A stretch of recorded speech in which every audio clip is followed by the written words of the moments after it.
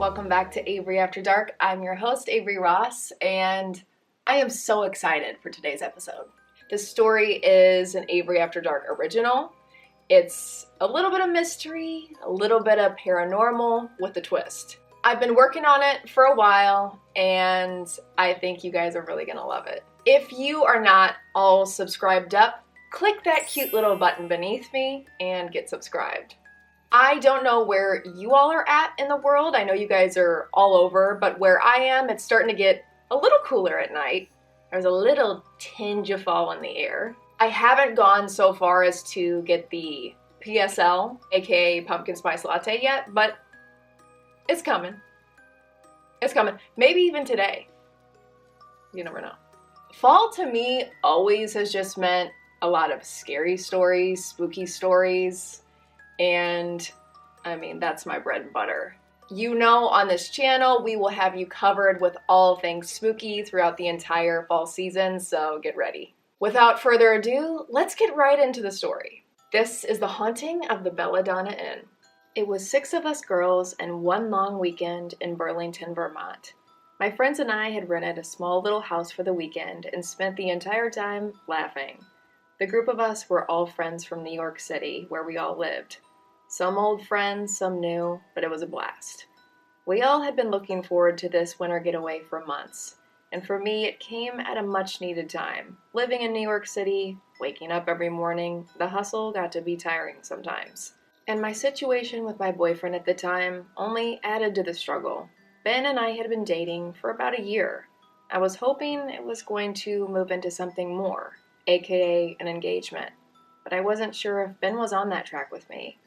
He'd been going out a lot more with his guy friends, telling me it was good for him to blow off steam after work. But to be honest with you, it all seemed a little shady to me. I tried to ask him and probe, but he'd brush it off. "Rachel, relax. Everything's fine," he'd say in his matter-of-fact tone. I just couldn't ignore the feeling that something wasn't right with us. He was becoming more distant and made me wonder, was there someone else? I had no proof, but just that sense. Women's intuition, I suppose. So it was nice to get away for a bit. A weekend out of the city was just what I needed. But Sunday came, and after days of living off mimosas and junk food, it was time to make the trip back home to New York. My friend Amber and I, one of our friends from the group, packed up our things and loaded them into my car. We hugged our friends goodbye and left our Vermont cabin in the rearview mirror. Amber was a newer friend, but a quick one. She actually worked with Ben in New York, and that's how I met her. I got to know her, and she quickly joined our group. She's fun and always looking for a good time. She also lived right down the block from me in downtown Manhattan, so we agreed to take the trip back together. We had a 5.5-hour drive back to the city, and I was praying the weather would cooperate. It had been snowing on and off for the past week, but the roads looked clear from what we could tell from the radar. We got about 3 hours into the drive, and then it started dumping snow. Felt like a full-on blizzard. In front of the windshield was a complete whiteout. "I can't even see the road ahead of us, can you?" Amber asked as we squinted to see through the windshield. "No," I said. "Can you pull up your phone? What does the weather say? And where are we?" Catskill, New York," Amber said. Catskill sits along the banks of the Hudson River. The village is historic and beautiful. So beautiful, a lot of movies and TV shows are shot here. "It looks like we're driving right into a bad storm. Rachel, we gotta pull off. We can't drive in this. It's already 5 p.m. It's just gonna get worse," she said. I agreed, but where? We kept driving, hoping to spot a place to stay for the night, and were relieved to see a small little hotel in the distance. Looked quaint from what we could see in between the windshield wipers. "The Belladonna Inn," the old sign in front read. We pulled in and parked, grabbed our purses, and tiptoed through the snow into the small lobby, snow whipping us in the face as we scurried in. We opened up, stepped inside, the big golden doors, and suddenly we were back in the 1940s. The walls were a vibrant powder blue, with stunning crown molding. It was beautiful and historic. "Some storm out there, isn't it?" the older gentleman behind the front desk asked. He looked to be in his 70s, big friendly smile, hair neatly combed, wearing a maroon-colored Belladonna Inn button-up. "Hi! Yeah, the storm really crept up on us," I said. "We were heading back to New York City from Burlington. Thought we could make it, but looks like we need a place to stay for the night," I said, dusting the snow off my jacket. "Of course, dear. Well, welcome to the Belladonna Inn. I'm Gerald. This inn's been here since 1938. Let's get you all checked in. I have a room available just down the hall with 2 queen beds. Would that work for you two? Sounds great, thank you, I said, smiling, just happy to be out of the storm. There's only a few other people staying here tonight, so should be a quiet and restful stay for you, he said. We looked around at the completely empty lobby. February, middle of winter, not the most ideal time to travel, I guess, I said, laughing. I'm just glad to get off the roads. It's getting bad out there. In that moment, I thought of Ben. The last time we spoke was the evening before, and I told him I'd be back in the city any minute now. He was probably wondering where I was, worried. I pulled out my phone and quickly shot him a text message as Gerald was busy getting us checked in. I typed out, "Hi, weather got so bad. Snowstorm came out of nowhere. We couldn't make it any farther, so I won't be back until tomorrow. Staying at a hotel in Catskill for the night. No need to worry though, I'm with Amber." I pushed send. I pushed my phone back in my pocket, anticipating a phone call from him at any moment. He'd want to check up on me. "Here you go, my dears. Room 102 is all ready for you. Just down this hall to the right," Gerald said, passing us 2 keys. "Oh, what about food? Are there any good restaurants anywhere?" Amber asked. "Yes, dear, we have one here at the hotel. It's got some delicious options, if I do say so myself. Open until 9, and there are a few others in town, but I'm not sure you'll be wanting to head back out there," Gerald said as we looked out the windows at the blustering storm. "Oh no, your restaurant will work just fine. Thank you," Amber said, throwing her bag over her shoulder. We made our way down the hall and unlocked our room and found it was just as the lobby, frozen in time. Powder pink walls, detailed quilted bedding, small little TV propped on a wooden dresser. It was quaint, and you couldn't help but feel transported back in time a bit. We dropped our bags, jackets, and belongings in a mess on the floor. I popped into the restroom to change into some comfy, warm clothes while Amber slipped out in the hall to make a phone call.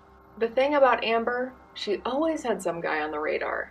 She hadn't told me who he was. Sometimes I couldn't even keep up with her men, but she spent a lot of the weekend calling and texting this new guy, whoever he was.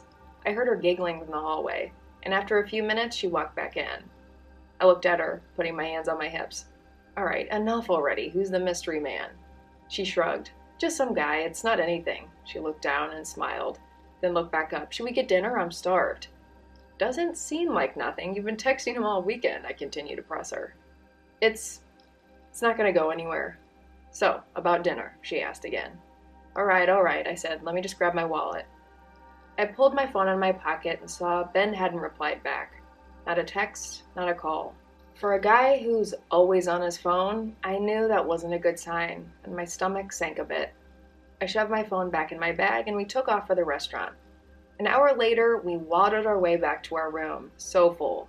This place did have a great restaurant, like Gerald said. Comfort food galore. Fried chicken, mashed potatoes, the works. We also got some cobblers from the restaurant to go for later. Amber and I opened up the door to find my jacket neatly hung up and my suitcase propped on the table. "Great food, but what's the deal with this maid? Why'd she only clean up your side?" Amber asked, half laughing as she popped down on the bed. I shrugged. "Guess she likes me better," I joked with her. We both laid down in bed and watched an old movie before turning in for the night, her phone buzzing every 20 minutes. "Is that the mystery man?" I asked, trying to sneak a peek at her phone, but she tilted the screen away. She smiled and rolled over. I checked my phone, and 2 hours after I sent that text message, I finally got a "sounds good, have fun" from Ben. "Really? That's it?" I flashed the screen to Amber and showed her Ben's response. "I really don't know what's going on with him lately," I said. "He's just so cold." Amber leaned over. "Well, maybe he's just stressed with work or something," she said. "What am I going to do with this guy?" "Oh well, let's get some sleep," I sighed, not wanting to think about it anymore. I hopped up, jumped in bed, and plugged my phone in. Turned off the light, flipped over, and closed my eyes. I felt like I melted into the bed and shortly after faded off into sleep. Maybe it was the long weekend, the drive, or the disappointment from Ben. Either way, I was tired. I couldn't have been asleep long and heard Amber lightly snoring from the other bed when I suddenly heard at our door. I sat up, half confused and only partially awake. Again. A bit louder this time. I looked underneath the door and saw the shadow of someone standing on the other side of our door. I whipped around and checked the clock to see it was 1 a.m. Who would be at the door at this hour? Again, even louder this time. "Who is it?" I yelled out. "Housekeeping," the voice behind the door said. The woman's tone was soft yet commanding. "Housekeeping?" I thought. "At this hour? Why is the maid here?" I said back, we don't need it right now." A couple seconds passed and I laid back down. A few moments later, I flew back up. At this point, I was irritated. I flicked on my light, looked over at Amber, who was still fast asleep somehow. I jumped out of bed and walked over to the door to tell this maid that the middle of the night wasn't an ideal time for a housekeeping visit. I unlocked the door, grabbed the knob, flung it open to find no one. Just an eerily quiet and empty hall. I popped my head at the door and looked down the hall both ways. Not a soul in sight. I had heard her. I had seen her feet from under the door. I was confused and shut the door, locked it, and climbed back into bed for the night, wondering what just happened. Eventually I closed my eyes for what must have been 30 minutes, when suddenly I heard the faint, distant sound of a woman whistling. The maid was back. "Are you kidding me?" I thought, just as I was finally falling asleep. I laid there and listened as a maid whistled. It got louder and louder, and realized she was walking back down our hallway. Every few seconds, she got closer and closer. As the whistling got louder, I popped up in bed again and looked at the door. I saw her shadow underneath the door, just as I did before. She walked up to the door, turned to face our room, and just stood there, again. I tensed up and my heart started to pound. The shadow was completely still, just standing there. What was she doing? After a few moments of what felt like forever, she turned back in the direction she came, and I listened as she whistled back down the hallway, eventually fading into silence. What is going on with this hotel? I thought to myself, pulling the quilt up under my chin, and thankfully, the rest of the night was quiet. Morning came and I looked out our window to see the snow had continued all night and was still coming down. Amber's bed was empty, and I heard her in the hall giggling, back on the phone with the elusive mystery man. I hopped out of bed and turned to look out the window. Outside, it was picturesque. Snow-covered Catskill, it really was beautiful, like out of a picture book I read as a kid.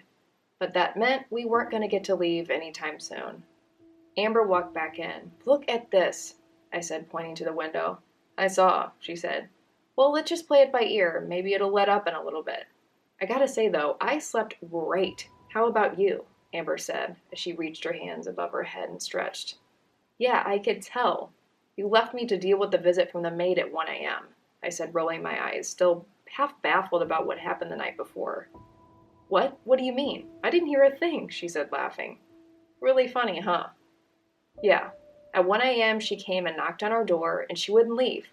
Kept knocking. I got up to tell her we didn't need a midnight cleaning. But when I opened the door, no one was there. It was so strange. And then shortly after, she came back, whistling down the hall, stopped in front of our room again, then turned around and left." "What? That sounds like you were dreaming. Were you dreaming?" she asked. "No, wide awake, I swear," I said back. "It's kind of odd you say that," Amber said, looking at me. "Why?" I asked. "Because when I woke up this morning, the door to the hallway was slightly ajar. I figured you had gotten up or something," she said. "No. I remember closing it and locking it last night." "That is so strange," I said back. We both gave each other a creeped out look. "Well, we won't be here much longer," Amber said. "What should we do, get coffee? I saw that restaurant opens at 8 for breakfast." We both nodded in unison. I turned around and gathered up my stuff, but strangely I couldn't find my phone anywhere. I had plugged it in the night before, right on the nightstand. "Have you seen my phone?" I asked Amber as I started flipping over the pillows and tossing the quilt. "I just had it." We both looked around the room. Nothing.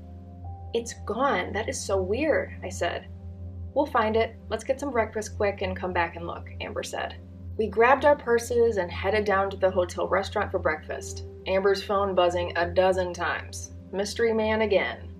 We got back to the room and looked some more, but still couldn't find my phone anywhere. "Did you drop it somewhere, you think, Rach?" Amber asked. "Maybe. I'll go check at the front desk. Maybe Gerald found it," I said. I closed the door and made my way down the hall to the front desk. Gerald's smile on his face, waving to me as I walked up. "Another snowy day, my dear. Isn't it beautiful?" Gerald said, pointing at the front door to the snow-covered mountains in the distance. "It is, but it looks like we'll need a late checkout. I don't think we can drive in that," I told him. "Not a problem," he said. "Also, I have a question. I seem to have lost my phone. Has anyone turned one in? I can't find it anywhere," I asked him. "I'm sorry, my dear, I haven't, but I'll keep on the lookout," he said back.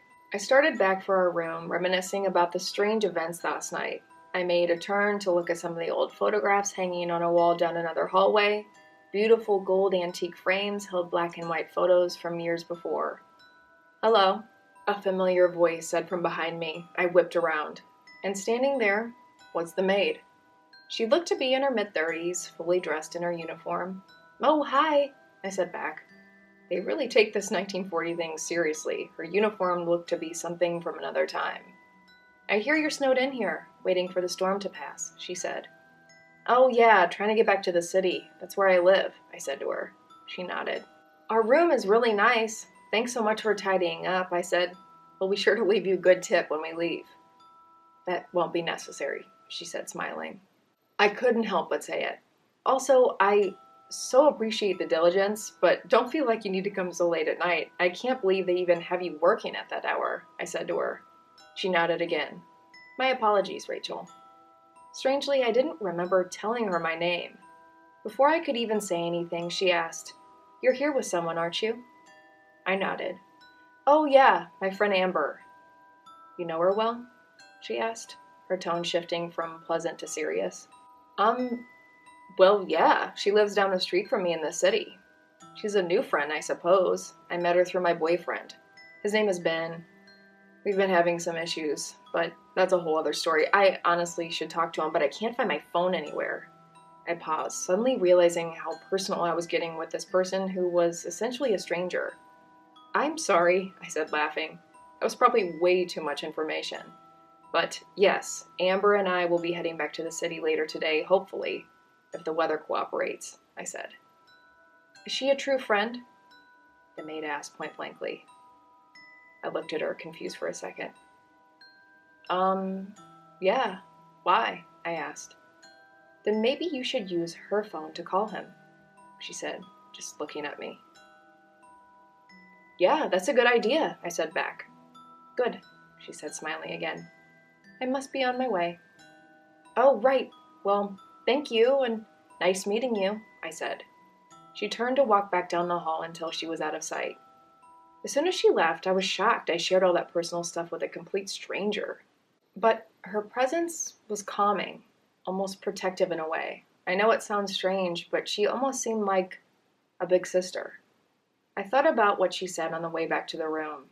There was just something about her. I got back to find Amber in the shower. I should just call Ben from her phone. Why not? I walked over to her bedside and picked up her phone, grateful that she didn't keep a passcode. I saw there were 4 new messages from what I assumed to be the mystery man. B was his name in her phone. Quickly, my eyes found one of the messages. My stomach dropped as I read one of the texts from B. "Are you going to tell Rachel, or do I have to?" I kept scrolling. "I miss yous," and "I can't wait to see yous" dusted all over the conversation. The guy's wording looked familiar, and I knew who B was. Her mystery man was Ben. My Ben. My boyfriend of a year. I felt tears pooling up in my eyes as I continued to scroll through the texts. The farther I scrolled up, the more intimate it was between the two. I realized this had been going on for a while. I exited out of the messages over to her call log. B, 3-minute conversation this morning, last night, this entire weekend. It was Ben all along. Suddenly, it all clicked, and I felt like I wanted to scream and be sick all at once. I threw her phone on the bed, and I walked over to sit down when I heard the shower shut off. And out came Amber. "How could you?" I asked her point blank, holding myself back from walking over there and slapping her as she stood there in her towel. She turned bright red and froze. "You've been seeing Ben, or should I say B. I saw your phone," I said. She didn't deny it. How could she? "You are an awful person, Amber. You're no friend. I suggest you pack your things and get the hell out of here." Find another ride or take the train home. I really don't care, but leave, now, I yelled, the anger inside me boiling over.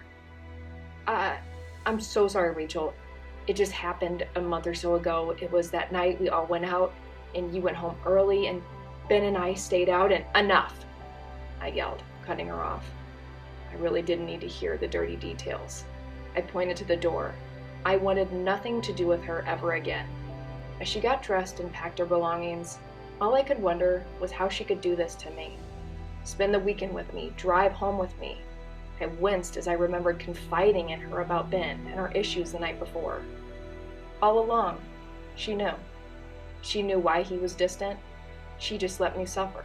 She packed up quickly, and as she walked out the door, I slammed it in her face, never wanting to see her again. I walked back over and slept back down on the bed, rolling over into the fetal position and pulling the quilt up over me. In just a matter of minutes, everything changed. It was a heartbreak, but I couldn't help but feel a sense of relief. I knew now. I knew I was right about Ben. Weeks over wondering why he was acting strange, feeling there was someone else. I was right all along. I just didn't think that someone else was the girl pretending to be my friend, sleeping in the bed next to me all weekend. I laid there for a couple more hours thinking of Ben, Amber, but mostly thinking of the maid. I wish I knew her name. What she said, how she said it. It was like she knew this. Is she a true friend? I replayed our conversation over and over in my mind. A chill ran down my spine. If I wouldn't have looked through Amber's phone, I would have never known. She wasn't a true friend, and the only reason I found that out was because of our conversation. The truth is a tricky thing. It can hurt like hell, but it also frees you from the worry, the anxiety. Time passed, and I looked outside to see the snow had stopped. Roads were looking cleared up. I gathered up my things and made one last sweep to look for my phone. Still nowhere to be found. I made my way back down to the lobby. It was around 2 p.m., and I just had a couple hours drive back. Wherever Amber went, she was long gone, as the lobby was empty, with just Gerald standing there. I walked up to him and waved again. "Anything?" I asked him. "Yes," he said as he held up my phone excitedly. "I was just about to bring it down to you." "Oh my gosh, thank you. Where was it?" I asked. It was the funniest thing. I was cleaning up the desk a few minutes ago and turned around, and there it was, lying right here, Gerald said, pointing to his old wooden desk. "Thank goodness." "I wonder how it got all the way up here. That's really strange," I said. "Well, not really strange for the Belladonna, dear. The place is haunted," Gerald said. "Is it really?" I asked. "Well, I guess it probably would be with all this history.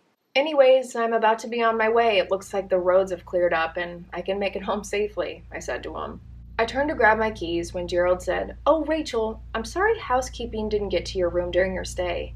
She clocked out before you checked in last night and usually comes by in the mornings, but she called in late today because of the weather." I froze for a second, then turned around. "What?" I asked. "I apologize that no one got to your room during your stay. Our maid called in this morning and said she wasn't going to be in work today until after the storm passes. It worked out as we didn't have many guests," he said. I think you may be mistaken. A maid came in and cleaned our room last night and actually came and knocked on our door at 1 a.m. I spoke with her earlier this morning down that hall." His face dropped. "Oh," he said. "You met Ruth." "Ruth? Is that her name?" I asked. "Is she one of the maids here?" "Yes, she was. Years and years ago, in the 1940s, he said blankly. I stood there staring at him, wide-eyed. "She's the Belladonna ghost," he said. "A ghost? Like a spirit?" "But she was standing right in front of me. I talked with her. She was pleasant. And standing right in front of me," I said back, trying to rationalize what he was telling me. "I told you the Belladonna is haunted. She usually appears to those who need it. I have to ask, did she help you in some way?" he asked. I looked up to him, confused of how he would even know that. "Yeah, actually she did," I said back. "Yeah, well, that's what Ruth does. Guests have said that about her. Story goes was that she was the oldest of 5 kids growing up. All girls. She was the big sister. Never had kids or married, but loved her sisters. She worked here 5 days a week and died in a car accident when she was only 36. From what I've heard, she gets protective with some of the female guests at the hotel. Kind of sees them as a little sister, I think," he said. "Wow," I said, stunned. It was all I could get out. All of a sudden, everything clicked. It was her, coming to the room last night, trying to get my attention. And she got it. She heard Amber on the phone with Ben. She heard me confiding in Amber about him. She knew. And she warned me, like a big sister would, like a true friend would. "You know, she's probably the one who took your phone," Gerald said, half smiling. I looked down at my hand and smiled too. "Yeah, and I think I know why she did." Gerald looked around. "I couldn't help but notice your friend left a bit ago," he asked. "She isn't my friend," I said back. He slowly nodded. I thanked Gerald for his hospitality and picked up my bags and made my way back out to the car.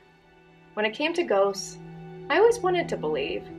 I had never had any kind of encounter like that, but that visit confirmed and made me a true believer. It also changed what I thought a ghost would be like. They aren't always scary, hiding in the corner. They can also be like guardian angel, helping us see things down here on Earth that we otherwise couldn't, guiding us. For whatever reason, Ruth protected me during my stay, like the big sister she was when she was alive, watched over me. I was scared of her when she came knocking on the door at 1 a.m., but in reality, I should have been scared of the person sleeping in the room next to me. Who knows if I would have found out about Amber and Ben if it weren't for Ruth. I'm sure they would have continued to hide it like cowards, and I would have just gone along with it, unknowingly. As I left the hotel that day, I turned and said thank you to Ruth before I pulled back onto the road. I made it back to the city later that day, and that night, I called Ben and ended it. Told him I knew everything. Truthfully, I wouldn't have ended it if not for Ruth. She opened my eyes. I found out that after we broke up, Ben and Amber did get together. For all of 2 weeks, before he cheated on her with someone else. Figures, doesn't it? I couldn't help but laugh when I heard that. Karma at its finest. I never saw either of them again. Good riddance. Over the years, I went back to stay at the Belladonna Inn a few times with the man that eventually became my husband. But I never saw Ruth during any of my visits. No 1 a.m. housekeeping visits from me this time. In a way, it didn't surprise me, as she wouldn't have needed to talk any sense into me this time. I had found someone who loved me and treasured me, a trustworthy man, a great friend. After you find that kind of love, you're almost grateful in a sense for all the heartbreaks before, because they'll lead you to the right person. But mostly, I'm grateful for Ruth.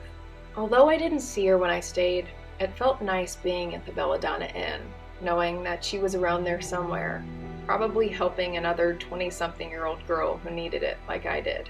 And out of curiosity one day, I looked it up and found that Ruth, of Hebrew origin, means friend.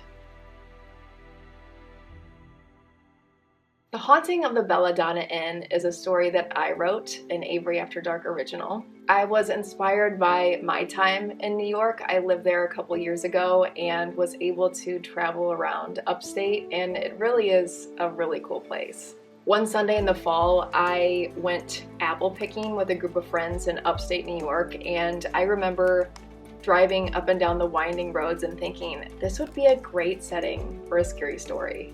And here we are. Years later, and I was able to share this story with you guys. Pretty cool how life works out like that. I hope you all enjoyed it, and maybe one day we'll get to stay at a hotel with a wise spirit like Ruth. I know myself personally, I would love a conversation with Ruth. I know she would set me straight. Be sure to share Avery After Dark with your friends and family, and I will see you next episode.